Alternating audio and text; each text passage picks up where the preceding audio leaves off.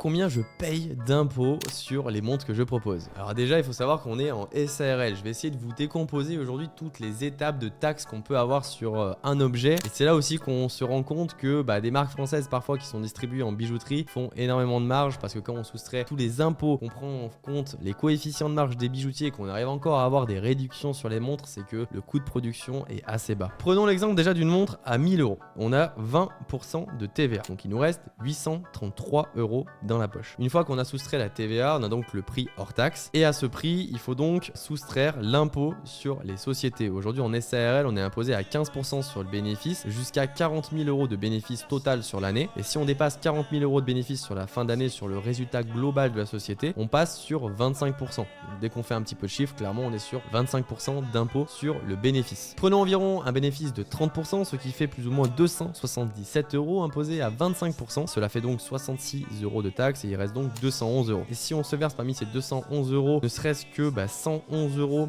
en salaire, on est imposé à 46%. Sur ces 111 euros, il me reste donc moi, Clément Enfin, que 76 euros. Et les 100 euros qui restent de bénéfices sur la société, si je me les verse en dividendes, je suis à 30%, donc il va me rester 70 euros. Il me reste donc 146 euros, 70 euros que j'ai eu grâce à mes dividendes qui ne sont pas imposés, et 76 euros maintenant qui vont être imposés sur le revenu en fonction de ma tranche d'impôt, qui peut être 11% ou 30% si je me verse un peu plus de 2000 euros par mois. Partons du principe que je suis imposé à 30%, il me reste donc 58 euros de mon salaire en poche et donc les 70 euros de dividendes que je m'étais versé. Ce qui fait un total au final de 128 euros dans ma poche pour une montre que j'ai vendue 1000 euros. Donc pour récapituler, on a eu 20% de TVA, ensuite on a eu 25% sur le bénéfice, ensuite on a eu 46% sur le salaire et 30% sur les dividendes et ensuite un impôt de 30%, soit 4 impositions.